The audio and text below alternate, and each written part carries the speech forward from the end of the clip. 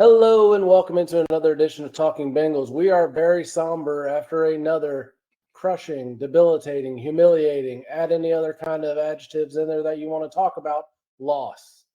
It was bad. I've not seen the Bengals be up by 10 points 3 times and then lose the ball game. And, there's a million different things you can point to. Rico can't hold field goals, apparently. Joe Burrow throws interceptions when the entire Baltimore defensive sideline is yelling slant. And the coaching staff is questionable. And there's a lot of other stuff we're going to get into, not to mention the elephant in the room that's standing behind me, the Bengals defense just lurking back there is the biggest issue we have. But, we do have a special guest tonight. Angry Greg is with us. Greg Turner, how you doing? How are you? I've been happier just like you have at other times during my life. So yeah. This football team is, golly. They are bad. And we're going to jump right into our cheers and jeers segment. And I'm going to throw Nick into it first. Nick, what are your cheers and jeers? So I'm going to start off with the cheers, do a little positive. Then we're going to go a little negative. And then we're just going to stay negative the rest of the time. So cheers. Joe Burrow and the offense, in my opinion, is a championship caliber offense. Jeers. Our defense sucks. And I think Nick just closed out the entire segment right there. Wrap it up. Let's go. That's the end of it. See you later. Thank you guys for joining us. We'll see you next week. Who day? Yeah. I mean, but seriously, how are we up 10 points at 2 different times? Right? That's 2 scores, no matter how you look at it. 3 different times, even worse. And you lose the game. Not only were we up 2 scores 3 different times, but that was 3 different times with a little bit to go in the third quarter, and then almost the entire fourth quarter, except for the last 4 minutes. Are you freaking kidding me? It's bad. Greg, what are your cheers and jeers? I'm going to go cheers. I'm going to go cheers to the fans that continue to go down there, hoping that this season's going to turn around. I'm going to cheers them because they keep it going, really. Jeers, I'm going to go probably continuously playing a nickel defense and still getting burnt deep with soft zones. It's pretty much what I feel like. I think Lou is kind of out of his realm right now. I don't think he's really has a grasp of players that he have. I feel certain players are out of position big time. And I feel there's some players that's going to have to just cut loose sooner than later. So,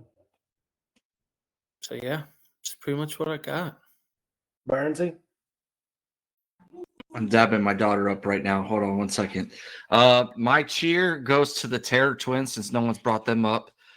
Combining for 19 receptions. What is that? 276 and 4 touchdowns. Lots of yards. Okay. So kudos to them. It's nice to see them back out there. But again, because my number one position was always wide receiver, I'm going to go my jeer. Where is Jermaine Burton at? Why are we not utilizing him? And not why we drafted him. Don't get me wrong, Yoshi's doing his thing. The tight ends are doing their thing. But where is Jermaine at? We'll get his picture on a milk carton, and that's our next T-shirt idea. There you go. I like it. I think that could be a good one. Absolutely. Josh, what you got? Well, I was going to go with Jamar Chase, but you kind of just took it. And I want to go somewhere different. I'm going to go with Eric All Jr. He looks like he is going to be one of the top new tight ends in the league. He can do everything. He can block, he can catch, he can run, he can do everything. He is going to be amazing. My jeer, I'm going to go with the Bengals' inability on offense and defense to finish games. Way too many times this season alone. And this is going back to last season, even the year before that. They just do not have the ability. Maybe it's the coaching staff. Maybe it's the players are not ready. I don't know. They just do not seem to be able to close out a game. If you're up 10 points in the fourth quarter and your offense is humming the way it's been doing all game. Finish the game. Close it out. Defense, one stop. If you have one stop in you for an entire game, it better be at the end. They have never been able to do it under Zach Taylor. So maybe that's going to a coaching problem, Zach Taylor. Yeah. But they did stop them, though. That's the crazy part. Jermaine Pratt picked up the fumble. We had them beat. That's the frustrating part. And then I'm sure Casey's going to get into the coaching piece here in just a second, but they had them beat. So I'm going to look at my cheer. I'm actually going to give it to Chase Brown. He was gashing them in the first half. And then they're just like, hey, we're going to stop running the ball until they know we're going to run the ball. And then they can stop us. But he was doing really well. Why they didn't keep running the ball with him, I don't get it. It didn't really matter. We still put up a lot of points. So, I mean, it is what it is. When you're running that well on offense, pretty much everything's working. But that does make you wonder as a coaching staff, which gets to my jeers here, why did you stop running the ball and then go 3 and out on 2 straight drives? I don't understand. Something's working. Keep doing it. And I don't know if it's a coaching issue or it was too late and Joe Burrow couldn't change the play. But on the interception, every source is saying out there that the entire Ravens team is yelling slant. Somebody on that offense or the coaching staff or someone has to call timeout. Use a timeout right there.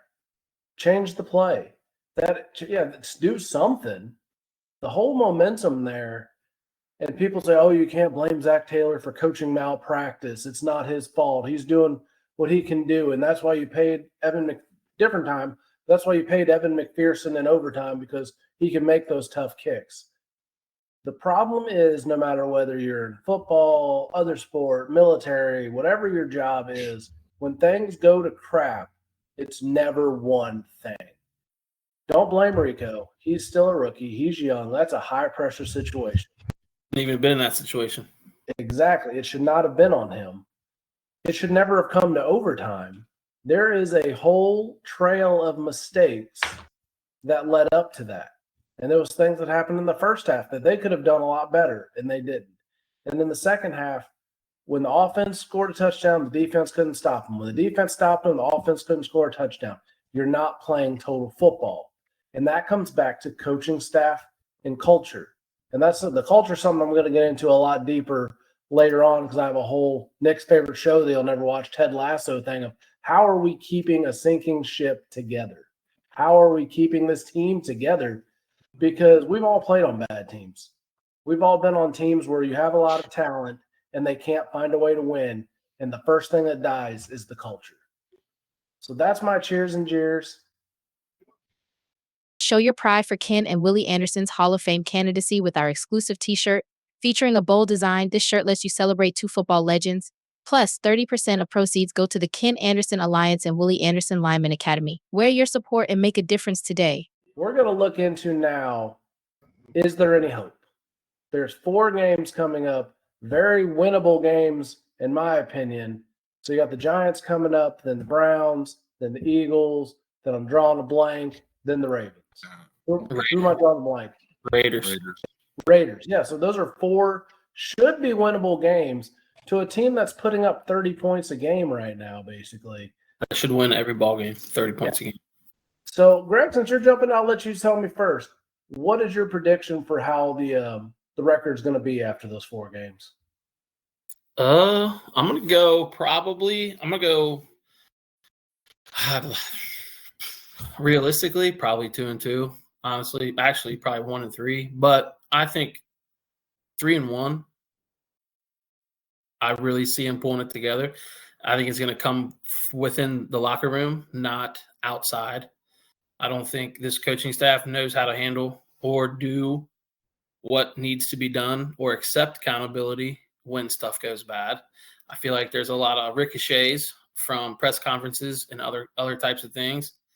And I think Joe, maybe Jamar, and a little T action, they're going to have to 3-head monster this train here, and they're going to have to pull it out. I mean, what'd you do back in the day when we were all having turmoil in the locker room? We sorted it out amongst ourselves. We didn't let them do it. They didn't have to do it. They knew we would figure it out. So I think it's going to have to be an internal locker room thing. I don't think anybody else is going to set the standard, and I don't think that Zach Taylor has that aggression towards pulling him out of a slump like this, nor do I think he really wants to. I like that thought. Josh, what do you think the record's going to look like after these next 4 games? Well,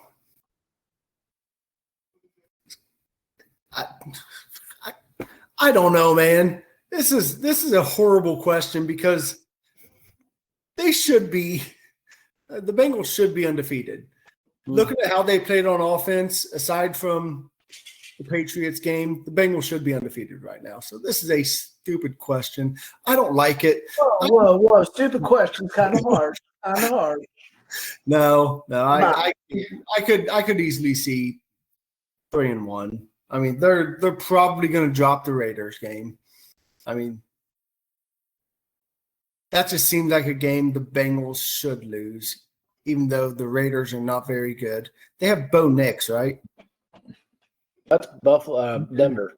Oh, Minshew. Oh, yeah, they're definitely going to lose to Minshew. Minshew's going to curve from – he's cheap. He will. Who's he throwing the ball to? Who did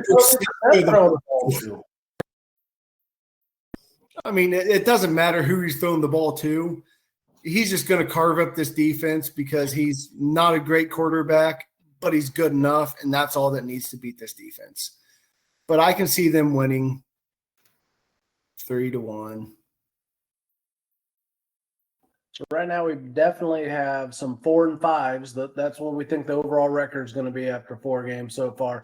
Nick, are you contradicting? Are you more hopeful, or are you just going totally down the depressed rabbit hole? Smile, buddy. Thinking hard about this one because, like Greg, you made a good point.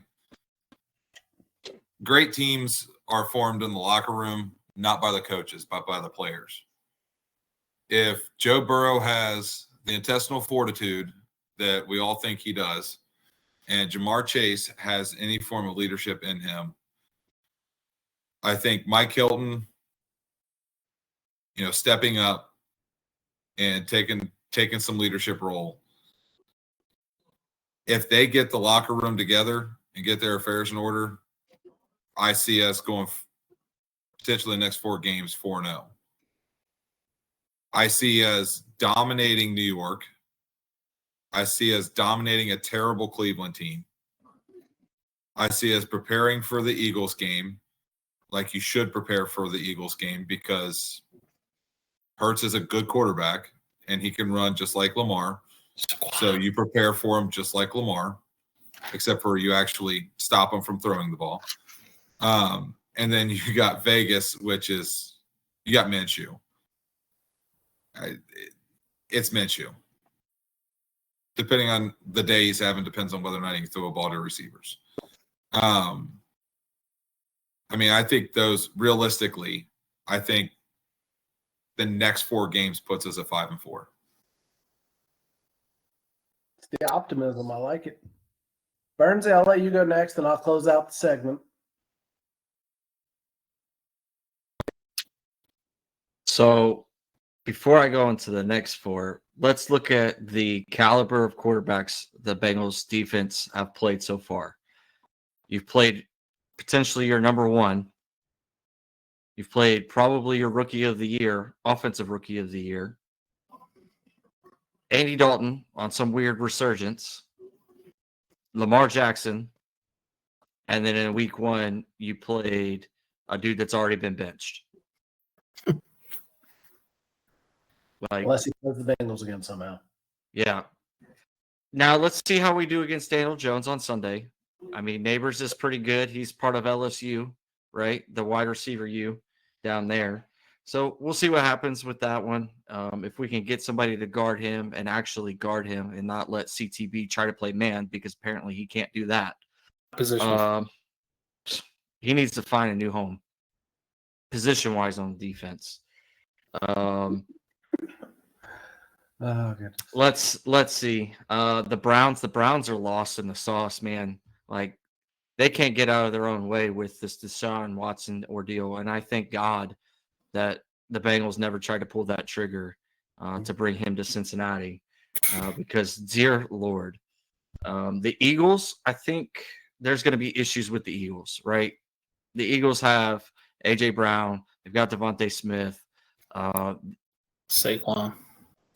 There you go. I couldn't think of his name. Like that's in and in itself. That's enough for Jalen Hurts to go out there and look like Lamar Jackson. Minshew, just because for sake of argument, I just pulled the stats. Gardner Minshew has thrown 99 completions for 1,000 yards, 4 touchdowns, and 5 interceptions. I think we can manage that. Okay, like I think I have some sort of spidey sense going on that we can manage to defeat that. Okay. Been way Granted, too we optimistic with this defense.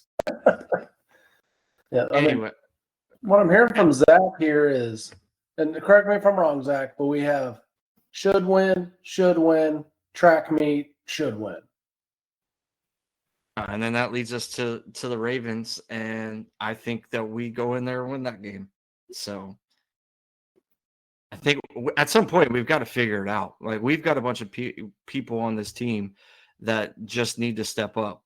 Offensively, we know who the leaders are. You got Jamar, you got Joe, you got Ted. They're all doing everything that they can possibly do, and they're playing damn near perfect, as Joe alluded to that he needed to do on Sunday, and they did. On the flip side, the defense, like we keep talking about, and everybody else keeps talking about, who's stepping up? It can't just be Trey. Where's Logan Wilson? Where's Sam Hubbard? Who in the secondary is going to step up? Nickel deep. We've got to do something defensively, and we've got to see leadership in that, and not only in the secondary, but just take ownership of that defense, because we keep putting the blame on the coaching staff. We keep putting the blame on Lou Anarumo. At some point, there's got to be accountability, not only within the coaching staff, but also on that defense. I mean, absolutely. And I mean, so you're saying 5-4 as well, Zach? You're feeling confident? Yeah, absolutely. All right, well, 5-4 is what's leading the poll on Facebook. It's got 43% of the votes, followed immediately by 4-5, and then it kind of just dwindles off to the pessimists. And it's not very high up there. I said 4-5.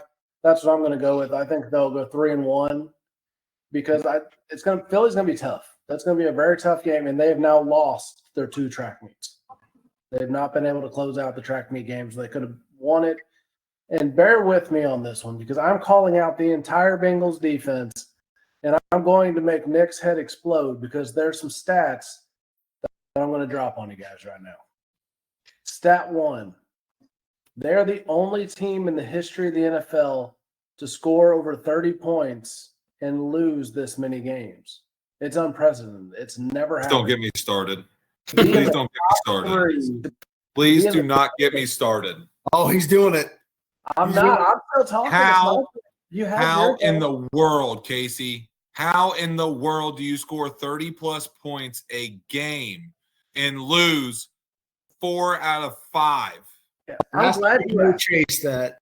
I'm glad you asked because I have the stats that back it up. Thank you for the setup, Nicholas. I appreciate it. All right, so I'm going to start off with the best of the best on the Bengals defense, and this might shock you.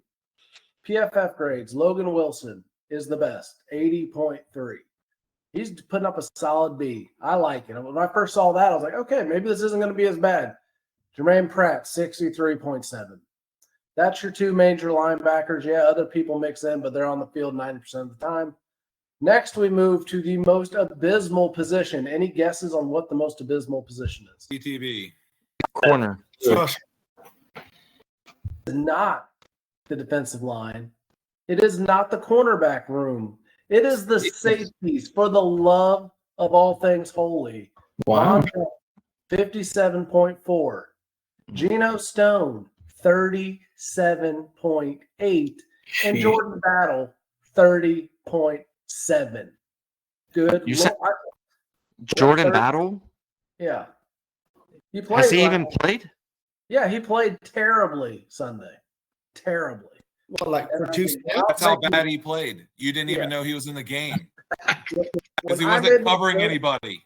When I made the joke before we started recording to Greg that I was coming out of retirement and he remembers how bad I was in high school, yeah, I could put up 30 as a PFF grade. I feel confident I could be in the right position like once a game. I would could pay get to see that. I would buy tickets to go watch that. I mean, Pay you never $1,000 know. ticket. I could maybe make a tackle as somebody else is actually tackling the guy, and I just jump on there and get half a tackle. It could happen. It I looked as would good pay as Jordan. $1,000 a ticket to watch Casey come out of retirement. And, Casey, you've seen the Tostitos commercial where all the former Hall of Famers come out of Oh, yeah. retirement, and they're like, you know what? Never mind. I'm good sitting here on the couch. I'll definitely be more after one play. I'd be like, oh my God. Dying. But let's get back to more depressing You only ran events. 20 yards. Why are you out of breath? The cornerbacks, there was a bright spot. Dax Hill, he wasn't great, but he was almost to 70%. He was 68.2. CCB, 57.9. DJ Turner, 65.9. Mike Hilton, surprisingly, 56.9. Yeah, So he's right. not playing very well either. And then going into the defensive ends, Trey Hendrickson's the only one worth talking about, and he's 70.3. Miles Murphy, give him some grace. You know, he came back off injury, 54.3. Sam Hubbard, 54.9. Joseph Osai, 53.6. And then let's get into even more fun stuff. Let's look at the defensive tackles. Chris Jenkins, straight up 55. BJ Hill, straight up 66. Sheldon Rankins, 53.5. That's our big free agent signing right there, gentlemen. Lawrence Guy, 57.9. He's better than Sheldon Rankins right now. And then how does he still have a spot on the team? Jay Tufele, 44 points. Jeez, oh Pete. Like, it's just bad. How are you supposed to win games?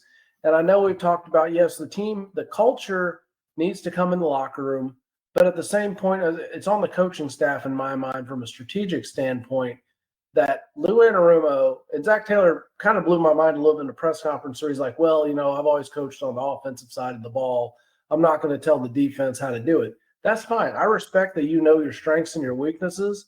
But as the head coach, you need to get in there and be like, this crap ain't working. Look at what you have.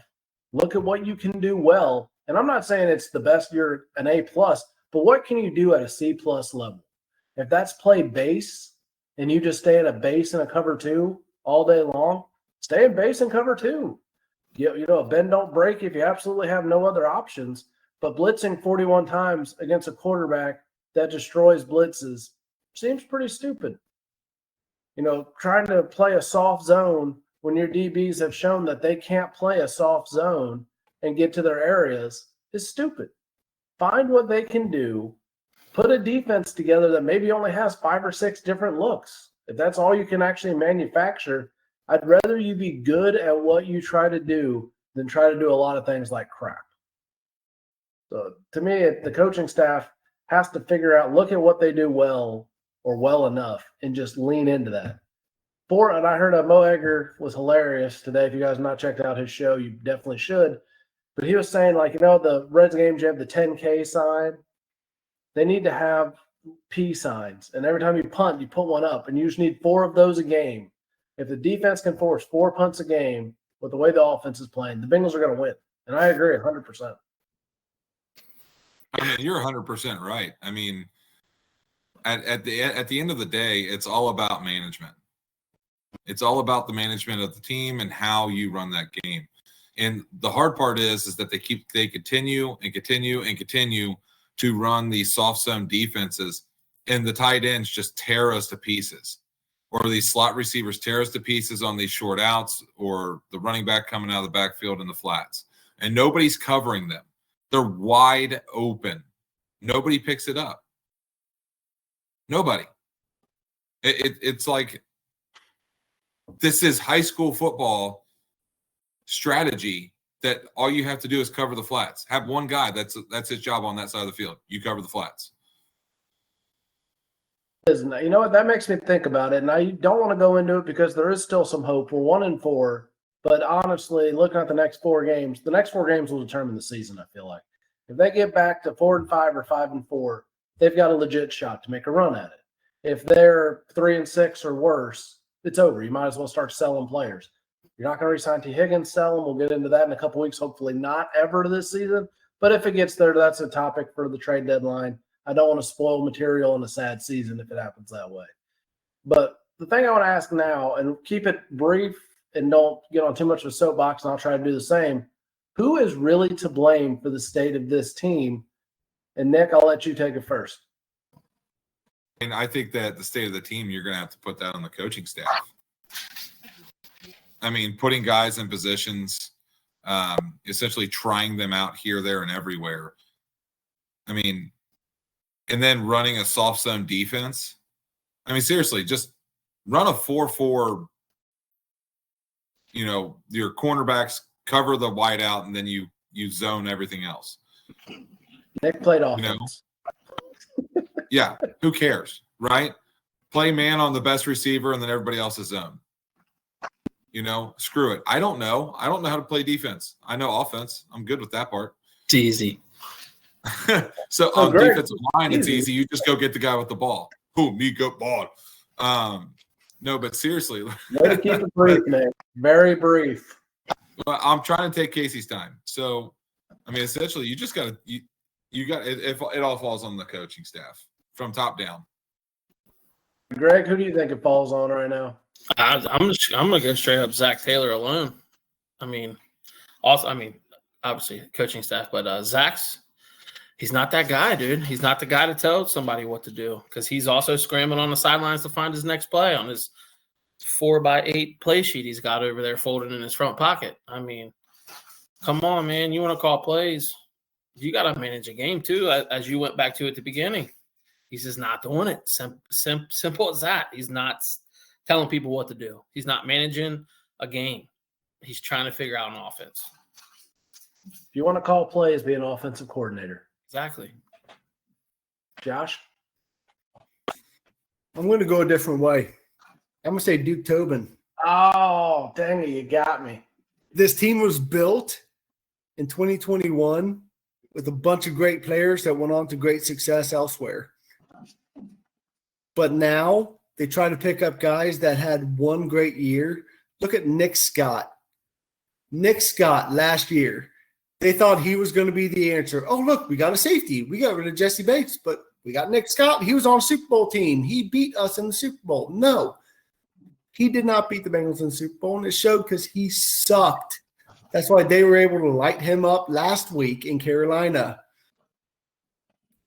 But you're going to see it's just all about the way they built the team, especially the defense. They let go of their best players, and they just hope that, oh, you know what, we'll just let these rookies, these young guys, these second-year players, they're going to come out and hopefully fill their positions.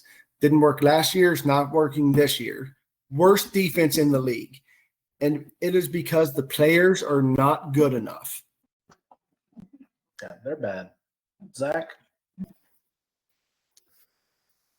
I think it falls on two people, Duke Tobin and Zach Taylor. And I'll leave it at that because you have already spoken all of the pieces that could be about those two. And overall, I think you're 100%. These are all 100% correct. Duke Tobin, Zach Taylor, the whole coaching staff. But just to play devil's advocate here, I got to pick somebody else. And I'm going to zoom in on one particular moment, or two particular moments, I guess. And I'm putting part of this on Joe Burrow. People may think I'm nuts, but if you can't tell me you don't hear the entire sideline yelling slant, and you just are so focused in, you are playing like Andy freaking Dalton. That's an Andy Dalton move. That's not a highest paid quarterback in the league kind of move. That's an Andy Dalton losing to the Chargers in the 2013 playoffs. You're staring down your receiver because Yoshivas is wide open. Wide open. Amos too. All you had to do is go from read 1 to read 2 or read 3. I mean, I'm not a quarterback. I've never played quarterback. I don't claim to be an expert. Didn't even play one on TV. But you've got to look somewhere else. You can't stare down your number one guy when they jump the route. And as a quarterback, you have to see him jump that route. You have to notice it. That's And Russell. then- I like this. And then 2, in the overtime possession, winners want the ball in their hands. It came from the movie Replacements. We've all seen it. We love the movie. Great movie. When the game's on the line, winners want the ball. And I cannot stand, and it's on Zach Taylor too, so I can't say it's just on Burrow, audible out of that run play. You have Jamar Chase one-on-one with a 10-yard cushion. What are you doing? What is the harm? And you guys know me well enough. I cannot stand playing for field goals. You don't play to set up a field goal. You shove it down their throat and win the game. Because a touchdown wins the game. Why are you playing for a field goal where a bad snap could happen and a bad hold could happen? The wind could happen. Evan McPherson could grab his calves like Fat Randy. I mean, bad things can happen. Why are you leaving it to that chance when you have an all-pro quarterback and an all-pro wide receiver? So Joe Burrow, if we're paying you that money, if the coaching staff is wrong, audible out of it. I'm glad that you took so long because now I can harp on you. But I do have to mention one thing. As the head coach, you don't put any blame on anybody else in front of anybody. Bingo. I don't care who you're talking to. You take accountability for what happened with that team. It's your team. You do not put your star player down like that in front of all of God and creation. Every week. He does it. We learned that. I mean, you guys have all seen the movie Little Big League.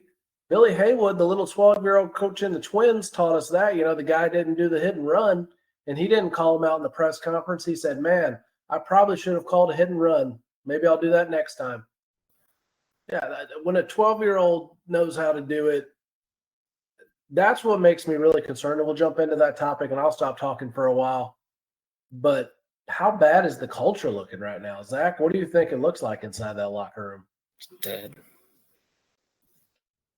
It's definitely not good. Fortunately, the 4 of us haven't ever experienced that in our time during Boone County, as players at least. Because like we talked about earlier, we've always been a team to address it within ourselves and just take care of it. And as I alluded to earlier, I think it comes down to who's stepping up to be the leader on the defense other than Trey Hendrickson, because somebody else has to step up and be vocal. It can't just be him. It's got to be somebody. It's got to be Logan Wilson. It's got to be Sam. It could be Jordan Battle for all I care. I don't even care. Somebody else has to step up and say, hey, we have to do better as a whole defensively so we stop giving up 29 points a game. We can stop giving up 365 yards a game defensively. Yeah, I knew something different. Greg, what do you think the culture's looking like? Somber. I don't think anybody knows what to say. I don't think anybody knows what to do. I hate to say it, but it starts at the head of the snake. When your head coach and the guy you're supposed to depend on and lean on and get all these talks from, and my high school coach and I really didn't see eye to eye a lot of times, but you can always count on Ricky T for a solid speech before the game, at halftime, and at the end of the game. And he did it very well at managing. I just don't think the players can feed off of him because I don't think there's nothing to feed off of. Well, you brought up a good example there that most of us are familiar with. And looking at Zach Taylor, people don't realize what the job of the head coach is. And we hinted on it a little bit in the last section. He wants to call plays. You're not a play caller. You're not a defensive strategist. You're not a special teams person. You have to build the culture. That is your biggest job as the head coach, is to build the culture and manage the game. Manage personalities. Understand who's doing what right. What guy is in a good headspace? Is this moment too big for this person? Should I have taken a timeout? Did they have 12 men on the field? Those are things as a head coach that you need to be watching everything from a 30,000-foot lens. You can't be looking in a playbook. You can't be worried about what's happening next. If you don't trust your offensive coordinator, fire them and bring in an offensive coordinator you trust. He reminds me of Mr. Yeah. Coach Klein. Yes. You gotta do it the right way. And that's where my Ted Lasso thing's coming in, because I'm gonna make Nick watch the show at some point. It's gonna happen. That is a great show. Like, it's Good phenomenal. luck. Great show. Good luck getting Nick to watch it. But you know what? He knows absolutely nothing about the sport he coaches. Has zero clue. But what does he know? He knows people, and he knows how to make people buy into what's happening. And for a while, I thought Zach Taylor did too. But was it him, or was it CJ Uzama? Was it Von Bell before he became a crippled old man? Was it people that were in that locker room driving that team in the right direction? He's just reaping the benefits. Nick, I'll let you rebut since I threw you under the Ted Lasso bus. You're 100% right. I mean, he's not a good manager of people. He doesn't know how to get the buy-in. Gray hinted on it, and you really hit the nail on the head. I think the biggest problem with the coaching staff in and of itself is the fact of buy-in from the players. One team, one mission. You know, whether I agreed with how our head coach in high school did things doesn't matter. Our whole team bought into it. You know, I mean, we had one team, one goal. You know, you're a family. You're out there day in and day out, sweating your butt off, bleeding with each other. You know, sometimes broken bones, you know, whatever. But you one team, one goal. That's to win a championship, right? Our senior year, we fell short. Happened. You know, just so happened that we played against a team that, you know, just happened to be a lot better than us, especially that day. No, they weren't. Still hurts. They were better than us that day. And the way that Zach Taylor has not gotten the buy-in, not only from his players, but from his coaches, it speaks volumes on the field. And that's all I got to say about that. I'm going to kick it to you in a little bit different manner here. Zach Taylor does need to go. Is he done? I say that Zach Not Taylor. your talk anymore, Nicholas. Oh, I thought you were kicking it back to me. I'm kicking it to Josh. Josh is sitting here being patient.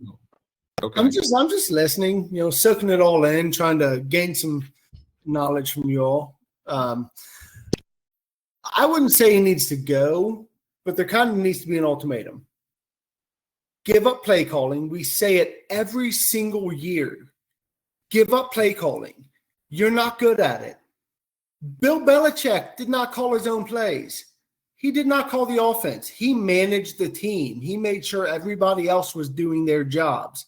That is what a good manager does. That is what a good coach does. You don't – I've actually listened to an interview where he has been asked, will you give up play calling? Straight up, the only time he'll ever give a straight answer, he said, no, I will not. That is ego. That is, I think I can do it better than everybody else. Dude, you got hired because you were the quarterback coach of the Los Angeles Rams the 1 year they actually had really good quarterback play. We took a flyer on you, and you know what? You've been a decent person to talk to. Players feel like they're okay talking to you. You're not hard. You're not tough. You're not Bill Belichick. You're not going to make them feel like crap every single day to get the most out of them. So they're like, oh, he's going to be my friend. But they don't need a friend. They need a coach. You're not the coach. So Exactly. It's just like being a parent. yeah, exactly. Try to be good at one thing. Don't try to do everything. Give up play calling, or we will find somebody else. Robert Saleh just got fired 5 games into the season, and they have a better record than us. I mean, it's easy to see. Coaching can easily be the problem if the coach and the rest of the team do not see eye to eye. Rifts are starting to happen. Look at what Jamar Chase said 2 days ago, right after the game. It is damning what is happening right now. He is on the verge of calling out everybody on the defense. That is a coaching problem. The head coach is the head of that problem. Figure it out, or you're going to be without a job. And I hate to say it because he seems like the players do really like him. Give up your ego. It's about winning games. Yeah. You know who else the players really liked? David Bell. And look where he's at now. Marvin Lewis. Marvin Lewis. Let me It's kind of funny how the Cincinnati always seems to have parity with who their major coaches are as far as personalities. Marvin Lewis and Dusty Baker are very similar personality guys. They had some success, but they weren't really closers. I mean, good for Dusty for finally winning a World Series. And then, but you look at it, Zach Taylor and David Bell are the same guy. The difference is football, the quarterback can carry you really far. And in baseball, no matter how great your one pitcher is or how great Ellie De La Cruz is, they can't carry your whole team. So if David Bell was coaching the Bengals, you'd probably have very similar results to if you had the same background or whatever as Zach Taylor. You'd have very similar results. They're the same guy. It's just their personalities aren't great. They're very okay. Give them between a C- and B-, somewhere in there at the best. But they're not a game changer. They're not a difference maker. So I mean, I feel like we've given a lot of hate to Zach Taylor. So we're gonna switch gears here a little bit. I want to answer that question. I think the only way Zach Taylor keeps his job is if he wins a Super Bowl. If he doesn't win a Super Bowl, this team continues to go down the rabbit hole. He doesn't even make it out of the season, just like Robert Saleh did out of New York. That might have been the worst pronunciation I've ever heard, but okay, we'll go with it. Yes, Salah. Yeah. Anyways. Guess what? You just proved that advertising on podcasts works. Reach thousands of local listeners each week and grow your business.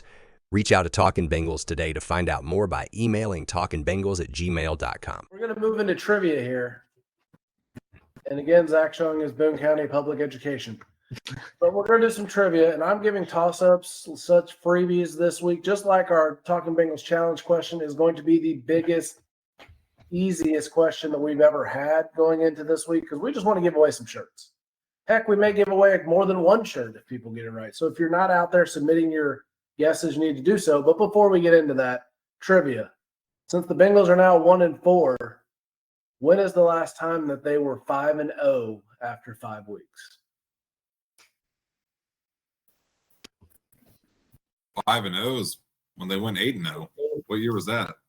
2015. Oh, Josh gets it. 2015. Like I said, I'm not bringing the heat this week. We're all sad enough. So we're giving a pretty easy one there. Follow-up question, though. Let's try to come up with a harder one here. What is the score of Super Bowl 16? Just because I'm breaking everybody's hearts now.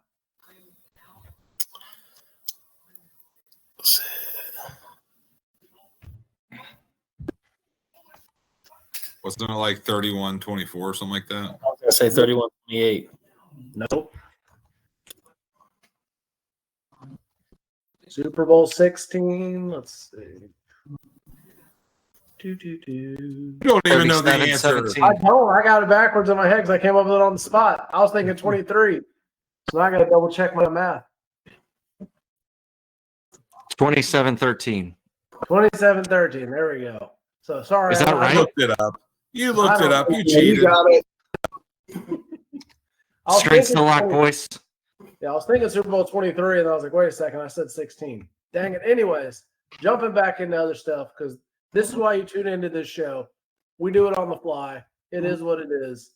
Our other Facebook question that we have up right now, if you're going to take a free agent, do you want Xavier Howard, Rasheem Green, Marcus Peters, or Frank Clark?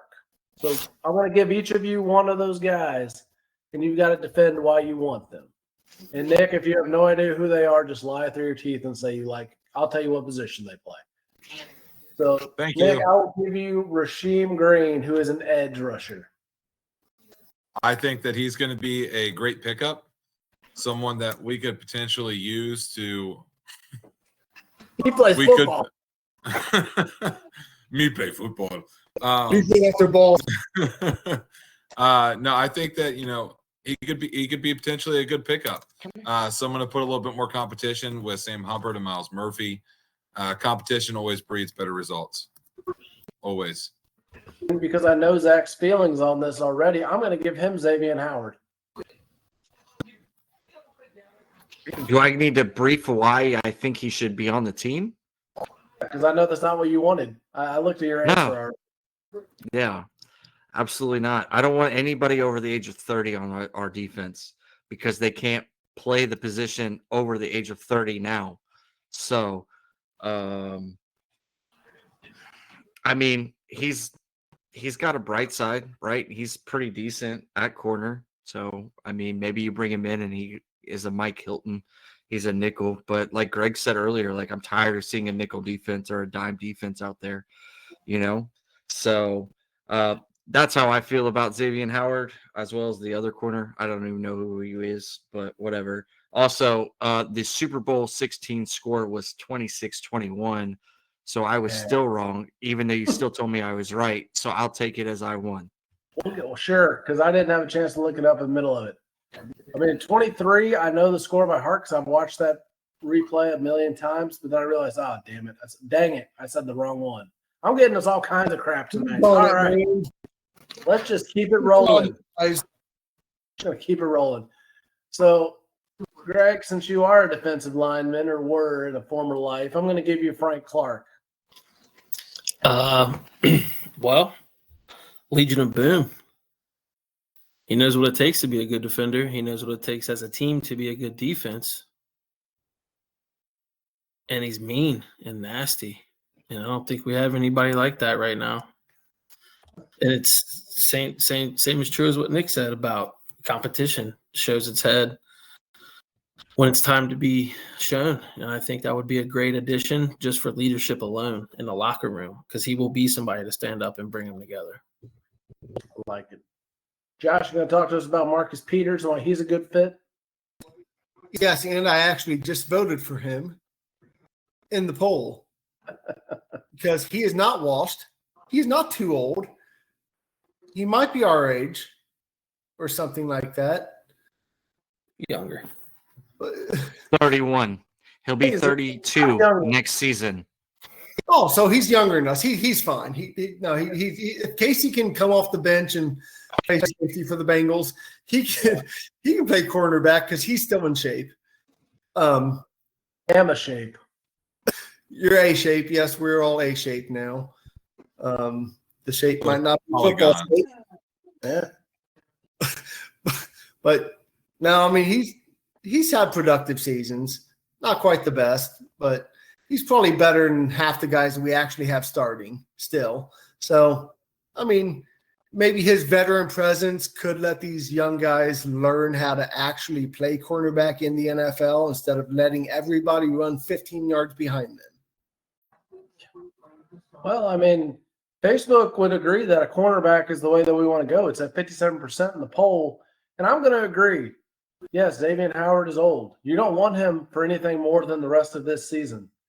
He can't be any worse than what you're getting right now. He literally can't be.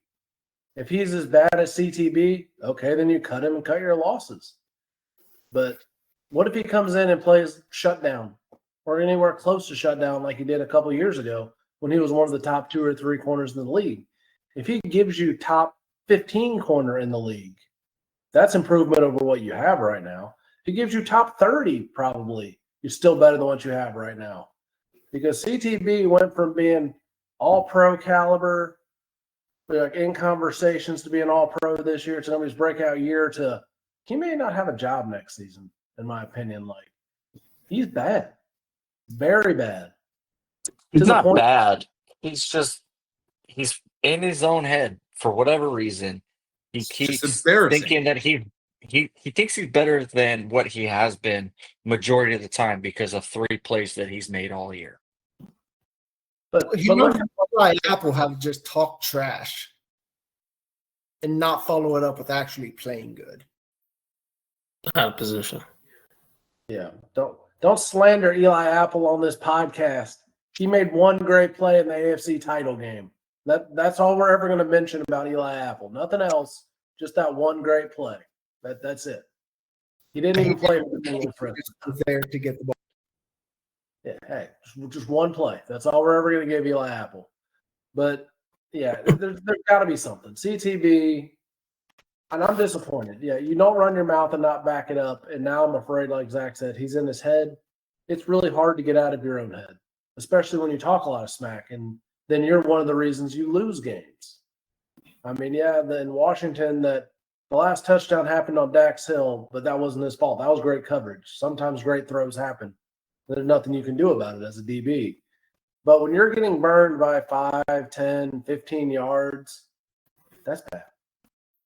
But, I mean, so yeah, Xavier Howard, I'll take him. Marcus Peters, I'll take him. Because they don't want to make a whole lot of money at this point. They just want to put on a football uniform again. Pay them some money for the rest of the season. Bring in at least some competition.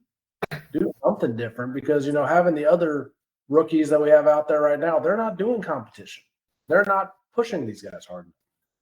So try something. That's what makes me mad about the Bengals. They're not trying anything new.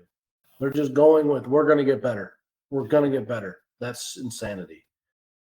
Take your career to new heights with Constructive Curiosity. Whether it's career coaching, mental performance training, or business management consulting, Constructive Curiosity has the insight to get it right. Visit constructivecuriosity.com to get started today.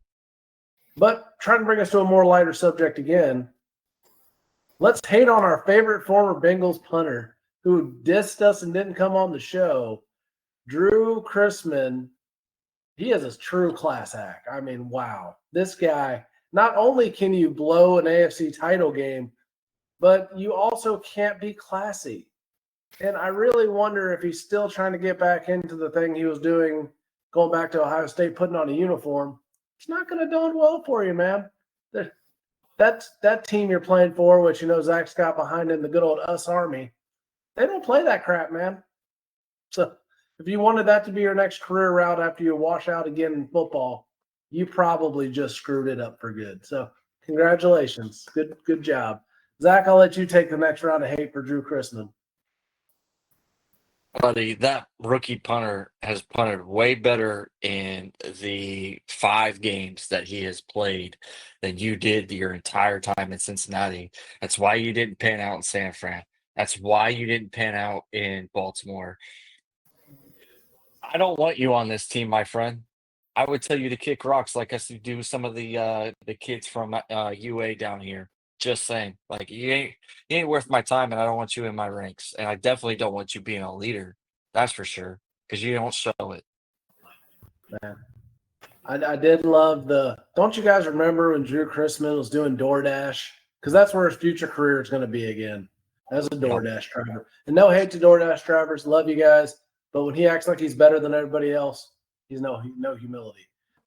Josh, you got something you want to say? It was not very good. We don't call him the best color guy in the league for nothing. Greg, what do you got? Anything you want to bash Drew Chrisman on? You know who that guy is? Yeah, who? Exactly. And Nick obviously has no idea who we're talking about. So Who Drew Chrisman is, idiot. Lucky you've already used the 2 cuss words already today. I don't know what Just no class whatsoever. it's one of those burning bridges. You're burning lots of bridges for lots of different things just to be petty. You know who gets the ability? Well, go ahead. I was gonna say they already made him revoke his press pass from his press credentials for the Bengals 2 weeks ago. I don't know if you remember that or if you saw that on social media, but he's like, whatever, I don't even need this, and he throws it into a fire. Bro, like, come on, dog. Like, be better. Be classy. And he's definitely not, which Podium Automotive is a proud sponsor of Talkin' Bengals. In Greater Cincinnati, it's Podium Automotive for all your auto needs. Skilled technicians, quality service you can trust, and fair prices. Tell us Talkin' Bengals sent you and get 5% off all services. Schedule your appointment today on Facebook at Podium Automotive or call 859-869-0097.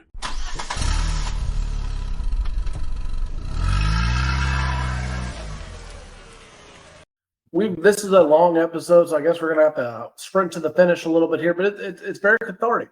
We have to get through some of the stuff and work through it as a team because this team of Talking Bengals is much better than the actual Bengals team right now. We're all together. We're moving forward as one, and that's why we're going to talk about the Giants preview. Greg, start us off with what do you think of the Giants? Outside of Malik Neighbors, I don't really. It's the Giants. It's the New York Football Giants of the last 8 years, 10 years. It's not much excitement up there either. They're worse off than we are, I feel like. Should be. I mean, they don't really expect much. And they got Dookie Daniel Jones throwing interceptions every other pass, so I'm not worried about them really. Shouldn't be.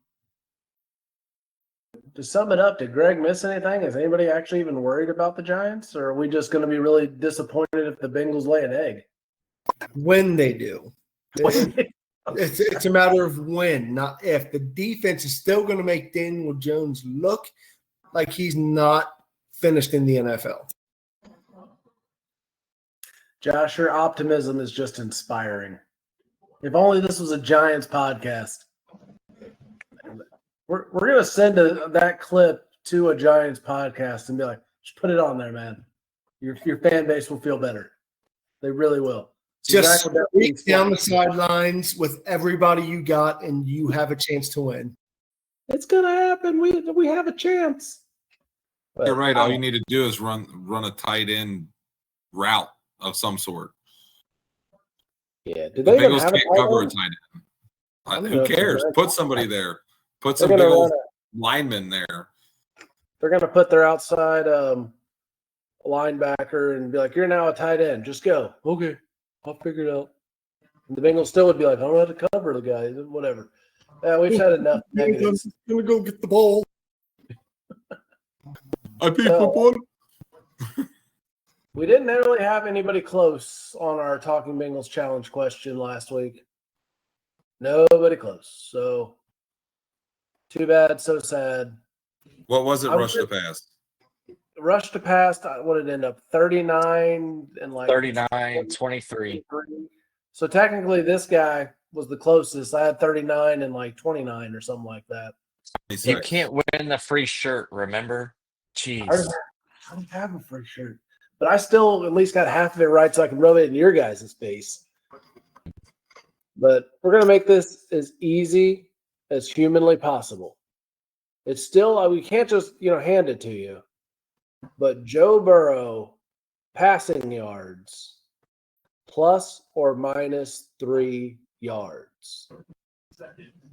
So if he throws for 150 and you guessed 153 or you guessed 147, you win. I mean, we can't make this any easier. You have a 6-yard spread. The only thing we can make easier is how many times is Joe Burrow going to get sacked or something like that. But we can't give away 50 shirts. So you have a 6-yard buffer. Somebody needs to win. It might as well be you. We want to give away some of these awesome shirts. Burnsy's wearing one of the awesome shirts. I'm wearing the other awesome shirt. Heck, like I said, we might even have the Jermaine Burton milk carton shirt by then. That'd be a pretty awesome one to get.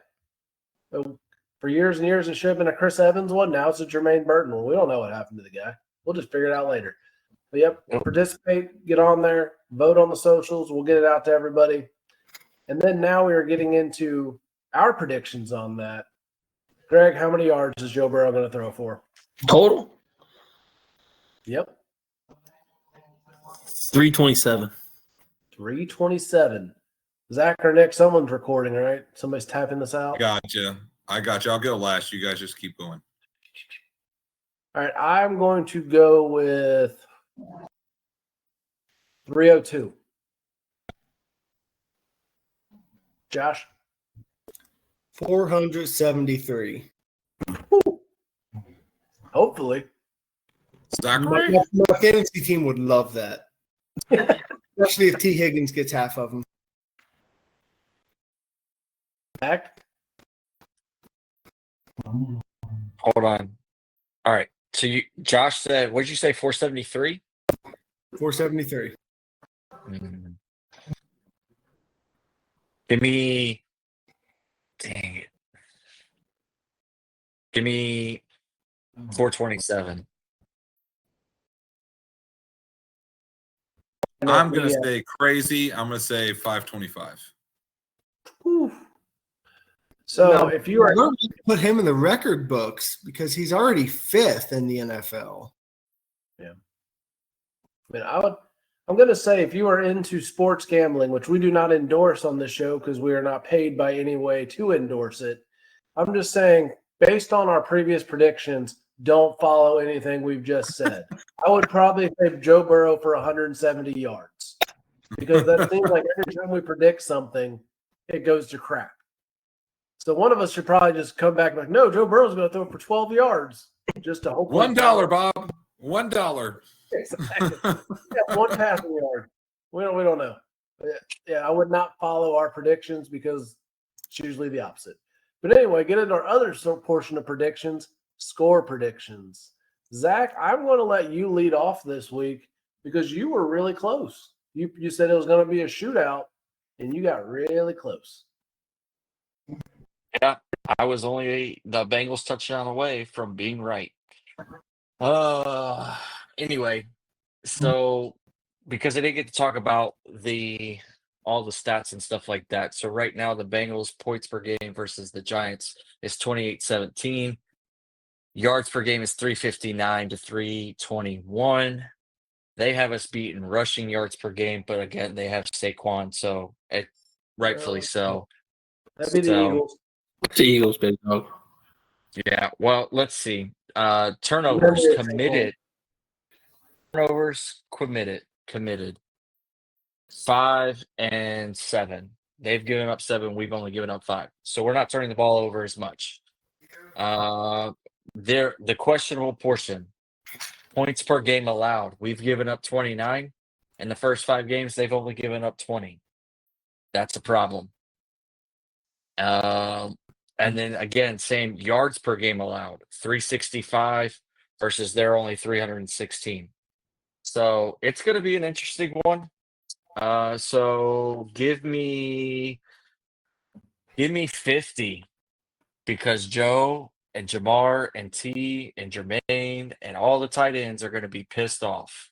So give me 50 for the Bengals and give me 21 for the Giants.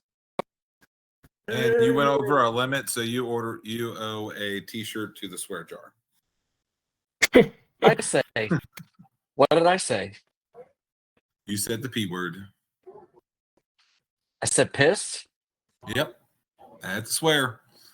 There you go. There's a 4th one. So you're buying the next 2 shirts that we give away. Thank you, Josh. What's your score predictions?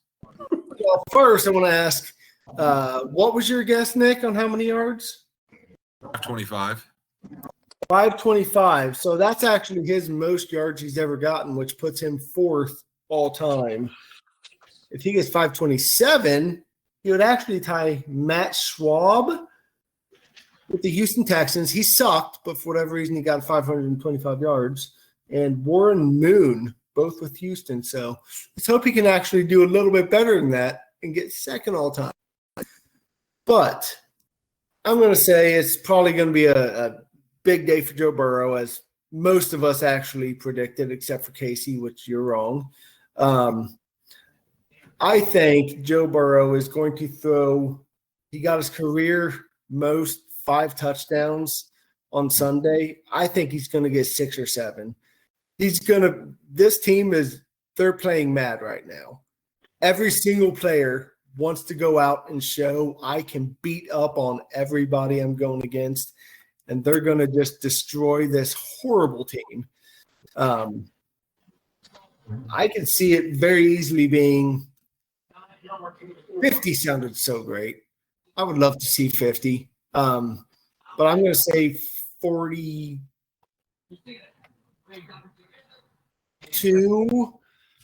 to 20. Who Day? Hi. All right, Greg, what do you got? Go. We got 48-14. 14, I like it. No jibber jabber, just straight to the point. I like it. Nick, what do you What's got? your prediction?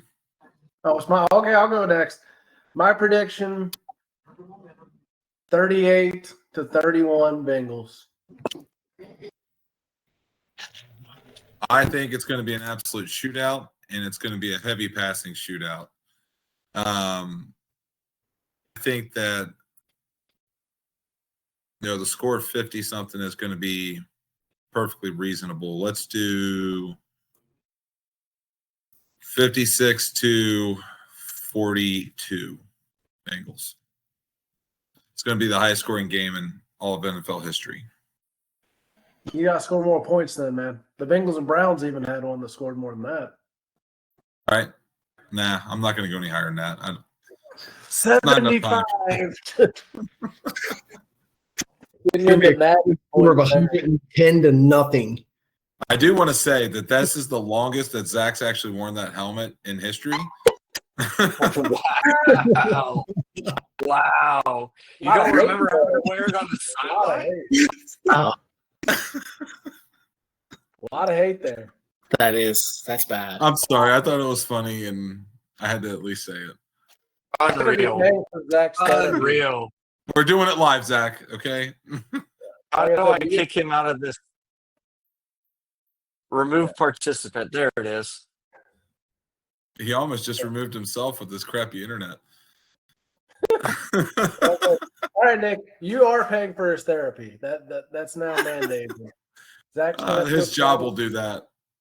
His job will pay for it.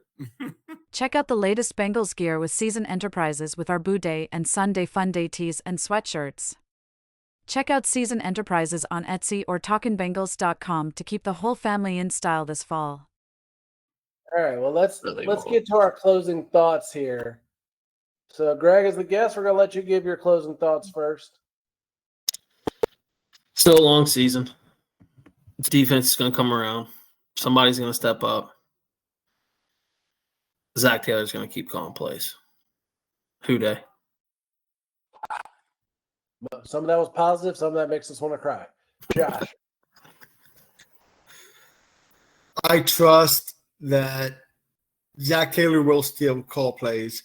I don't trust this defense. They've given me nothing to trust. I still think they're going to come out at least winning something.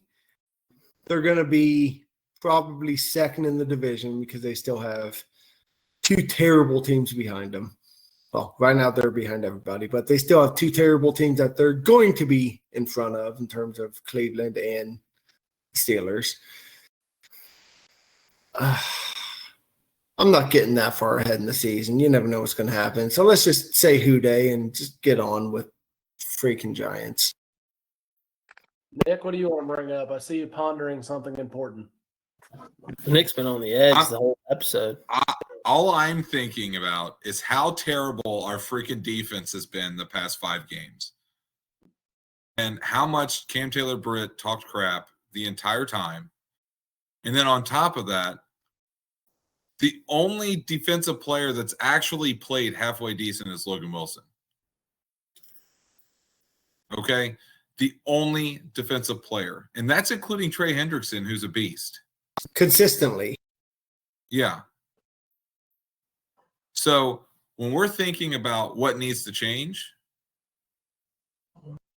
let's make some changes there. How about we get more consistency and maybe light a fire underneath some of these people's butts and tell them, like, hey, you're not going to have a job next year if you don't perform. I like it. He puts the glasses back on. He's serious, everybody. That and well said. Zach, plug the socials with your final thoughts, and then give us whatever else you have. All right. Love you, Zach. I'm just gonna say Nick is super jealous because at least I can still fit into this thing, unlike him. And his head has grown 6 times since we graduated. All right. It's been 16 years since I wore this helmet. It still fits like a glove. I'm ready to go. Okay. You're saying I got Casey, look at smarter this. since I graduated high school. That's good. Not No, all you of us got- are- He's saying your head grew like the Grinch's heart. Yes, exactly. We're getting into that season too. All right. Second thought I have. Zach Taylor needs to figure the F out. Otherwise, he's not going to have a job next year. And he might not have a job in the next coming weeks if he doesn't figure it out. That's my second thought. Third thought. Welcome to Cincinnati, Terry Francona. Way to make me feel excited about baseball in October. It's been a long time since I've felt this way. It's 2012. Like Probably the last 27 time I was years. 2012. Yeah. So, let's see. You said plug the socials. Word. Facebook, X, TikTokies, YouTube's, Instagram, Threads, talking_Bengals. Okay. That's all it is. Let's go. Those are great thoughts. And I'm going to try not to be verbose or Nick's going to make fun of me and all that crap. So we'll just get into it really quickly. This team has to have something. They're not together. They don't have a standing vision. And CJ Uzama is not a great tight end. I'm not going to say he is. But why not us captivated that team? And it captured them. And Zach's apparently half dead from wearing the helmet. But anyways, but you need something like that. There is no joint attitude. And they're the biggest bunch of wimps on the defense side of the ball. That's the only word I'm allowed to use. Because as Nick said, we're past our limit. But you've got to come up with something. To me, I'll even take, do a replacements, second quote there from them, or second movie drop there, where you just do a play where you just kick everybody to the ground and beat the crap out of them, take all personal fouls. Set the tone that you're not going to get run all over. Smack some people in the mouth. You know what? The front office needs to come out and say, hey, we'll pay your fines this week, guys. Just go set the tone. And that's what I'm going to leave you with. Be donating to the hurricane relief efforts. There's another hurricane coming through. So please keep that in mind. This is just football. We may all love it, and we do, but there's more important things going on. So help those who are in need right now. And that's all I got. Hooday. Today. Hey. Show your Bengals and Northern Kentucky pride. Get the Talkin' Bengals Y'all shirt now. Order today exclusively at talkingbengals.com.